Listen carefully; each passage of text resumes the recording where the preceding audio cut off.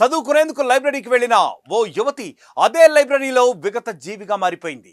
కొన్ని కామ కుక్కలు ఆ యువతి జీవితాన్ని చిదిమేశాయి. ఆ క్రూర మృగాల దాడిలో యువతి ప్రాణాలు కోల్పోయిన ఘటన వారం రోజుల తర్వాత ఆలస్యంగా వెలుగులోకి వచ్చింది.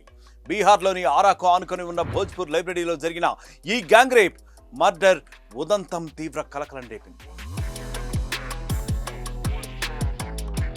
హసన్ బజార్ పోలీస్ స్టేషన్ ప్రాంతంలో 6 కూతుళ్లు, 1 కొడుకుతో దంపతులు నివసిస్తున్నారు. అందులో చివరి కూతురు పోలీస్ ఉద్యోగానికి సిద్ధమవుతోంది. ఇదే క్రమంలో ఎగ్జామ్ ప్రిపరేషన్ కోసం స్థానికంగా ఉన్న భోజ్పూర్ లైబ్రరీకి వెళ్లి చదువుకుంటోంది.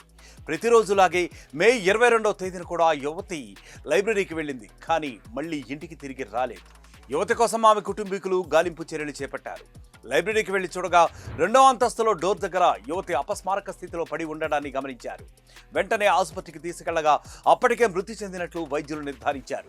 యువతిపై సామూహిక అత్యాచారం చేసి ఆపై హత్య చేసినట్లు గుర్తించారు. యువతి మృతితో ఆ కుటుంబంలో విషాదం అలముకుంది.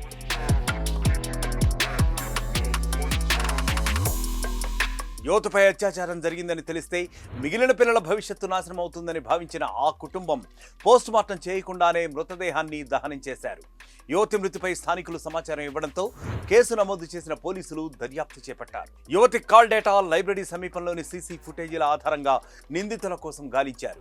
ప్రాథమిక దర్యాప్తులో భాగంగా 3 నిందితులు కతార్ గ్రామానికి చెందిన వికాస్ యాదవ్, డీసీ యాదవ్, బబ్లు యాదవ్లుగా పోలీసులు గుర్తించారు. దీంతో డీసీ యాదవ్ను పోలీసులు అరెస్ట్ చేశారు.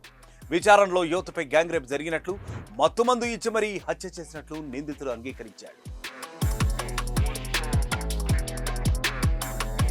అయితే నిందితుడు వికాస్ యాదవ్తో యువతికి గతంలోనే పరిచయం ఉన్నట్లుగా బయటపడింది. ఇద్దరి మధ్య ఫోన్ చాటింగ్ కూడా జరిగినట్లు విచారణలో తెలిసింది. దీంతో లైబ్రరీకి యువతి వస్తుందని తెలుసుకుని 3 నిందితులు ప్లాన్ ప్రకారమే ఉన్మాదానికి ఒడిగట్టినట్లు పోలీసులు అనుమానిస్తున్నారు. ఇప్పటికే డీసీ యాదవ్ను అరెస్ట్ చేసిన పోలీసులు మిగిలిన 2 కోసం గాలింపు చర్యలు చేపట్టారు. అలాగే లైబ్రరీ ఆపరేటర్ పాత్రపై కూడా దర్యాప్తు జరుపుతున్నట్లు పోలీసులు తెలుపుతున్నారు. घटना 22 मई की है और शुरू में जो है परिवार वालों के द्वारा हम लोग को सूचित नहीं किया गया था, परंतु आसपास के लोगों के द्वारा जब ये बताया गया तो घटनास्थल का निरीक्षण एडिशनल एसपी साहब ने किया है और मामला संदिग्ध इसमें प्रतीत हुआ। इसके बाद हम लोगों ने जो है आवेदन प्राप्त किया है परिवारजनों के द्वारा और इसमें जो मुख्य आरोपी है जो डीसी यादव है उसको तत्काल गिरफ्तार किया गया।